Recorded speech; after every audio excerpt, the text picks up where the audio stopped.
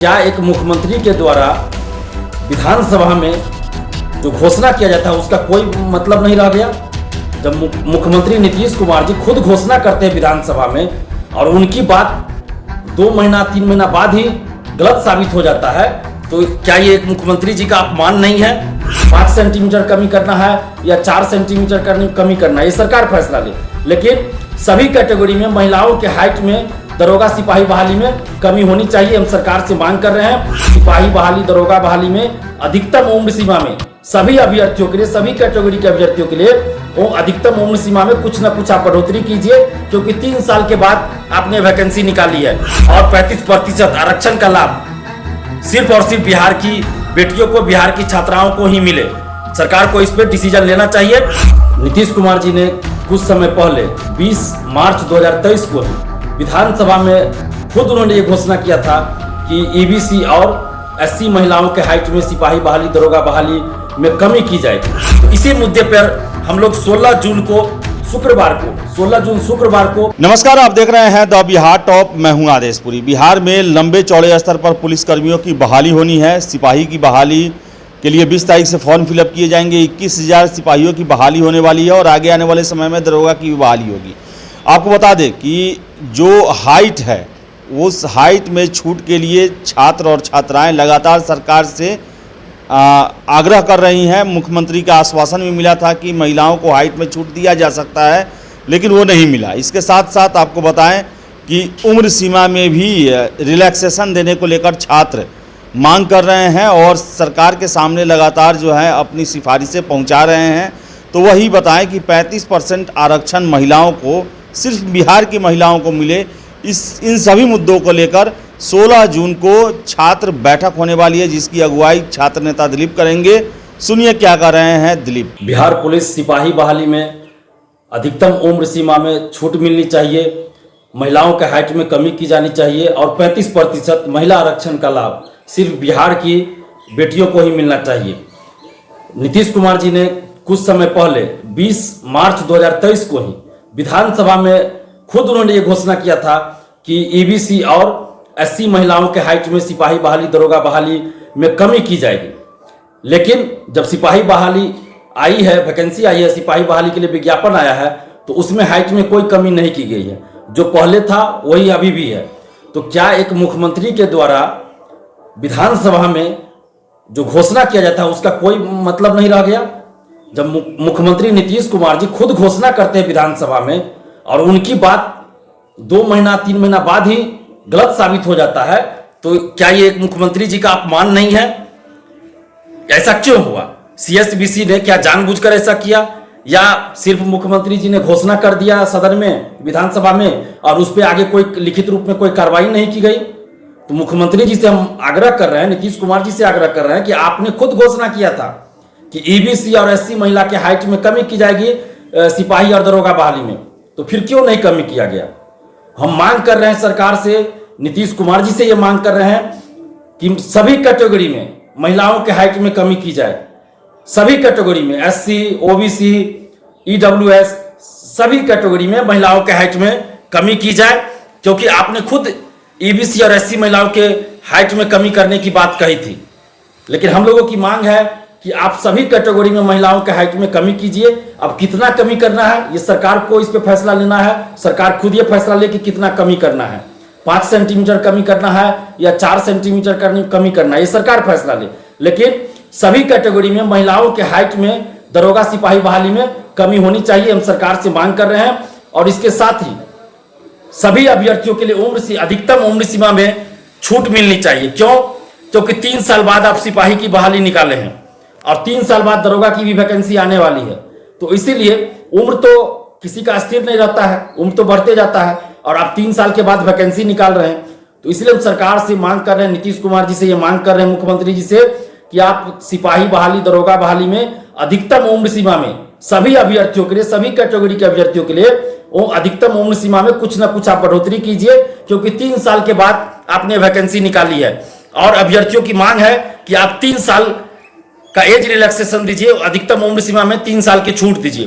तो सरकार को इस पे फैसला लेना चाहिए जल्द कि अधिकतम उम्र सीमा में सरकार को छूट देना चाहिए। और साथ ही जो 35% महिला आरक्षण का लाभ बिहार से बाहर की महिलाओं को मिल रहा है, ये बिल्कुल गलत है। क्योंकि बिहार में बेरोजगारी ज्यादा है, बिहार की जनसंख्या भी बहुत ज्यादा है, यहाँ रोजगार का कोई और साधन नहीं है, यहाँ फैक्ट्री नहीं है, उद्योग धंधे नहीं है, तो यहाँ रोजगार का एकमात्र साधन सरकारी नौकरी है। और किसी भी राज्य में आरक्षण का लाभ वहां के मूल निवासियों को ही मिलता है। लगभग 16 राज्यों में स्थानीय नीति लागू है, जिसके कारण। जय हिंद दोस्तों, आज हम बात करने वाले हैं बिहार पुलिस सिपाही भर्ती परीक्षा 2023 के लिए बेस्ट बुक कौन सा है, जो कि आप यहाँ पर देखेंगे चक्षु पब्लिकेशन की है। अगर आप इस पुस्तक को लेते हैं तो ये पूर्णतः न्यू पैटर्न पर संपूर्ण स्टडी गाइड है। इसमें आपको संपूर्ण सब्जेक्ट का कवरेज मिलने वाला है, साथ ही साथ इसमें आपको 3000 प्लस बहुविकल्पीय प्रश्न हल सहित मिलने वाला है। सफलता का 100% गारंटी है। 5 सॉल्व पेपर व्याख्या हल सहित मिलेगा। लेटेस्ट सिलेबस एवं पैटर्न पर आधारित ये पुस्तक है।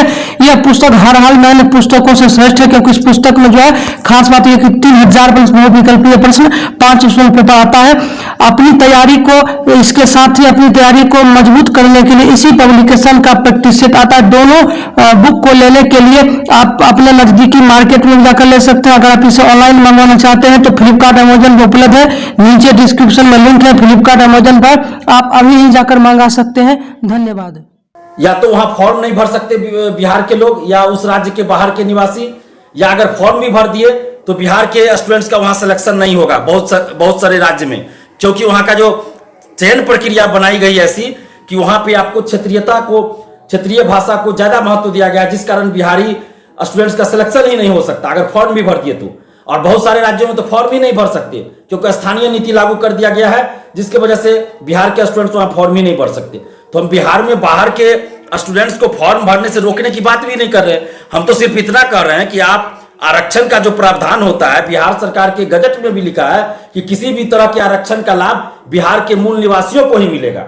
और किसी भी राज्य में, चाहे झारखंड हो, यूपी हो, एमपी हो, कहीं भी हो, आरक्षण का लाभ वहां के मूल निवासियों को ही मिलता है।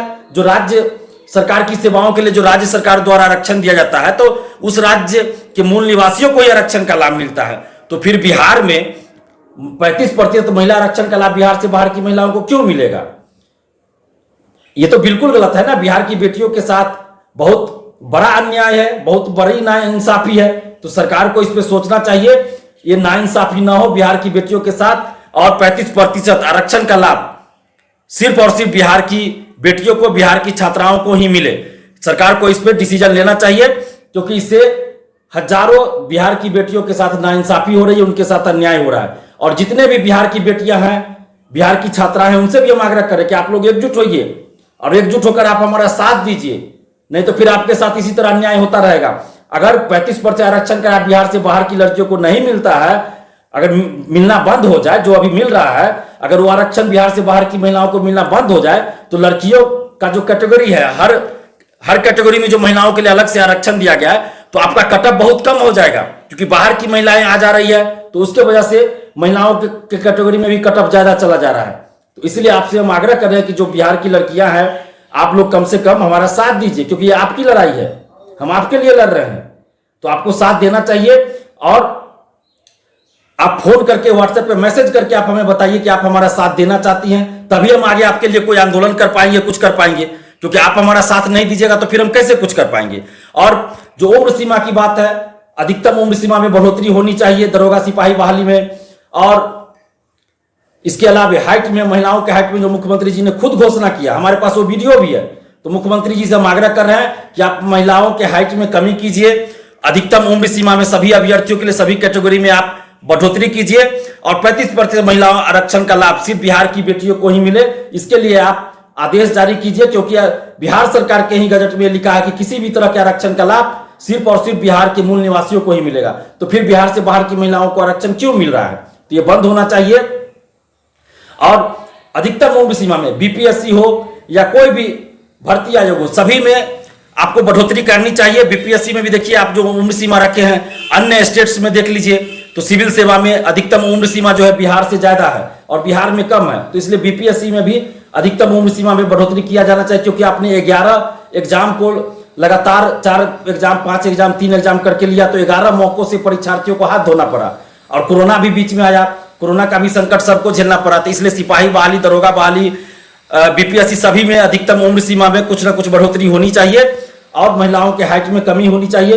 पुरुषों के हाइट में भी आप 1-2 सेंटीमीटर कमी कर दीजिए, क्योंकि ये मांग है। आप देखिए हरियाणा हो या यूपी के कुछ क्षेत्र जहां अभ्यर्थियों के हाइट जो है बहुत ज्यादा होते हैं बिहार की तुलना में, तो उन लोगों को फायदा मिल जाता है बिहार की नौकरियों में, खासकर पुलिस विभाग में जो दरोगा सिपाही की आती है उसमें। तो इसलिए बिहार के अभ्यर्थियों के, बिहार के छात्र छात्राओं के हित को ध्यान में रखते हुए आपको हाइट में कमी, महिलाओं के हाइट में कमी करनी चाहिए और पुरुषों के हाइट में भी 1 सेंटीमीटर 2 सेंटीमीटर कमी कर देनी चाहिए, ताकि हजारों अभ्यर्थी जो इसके चलते वंचित रह जाते हैं उनको इसका फायदा मिले।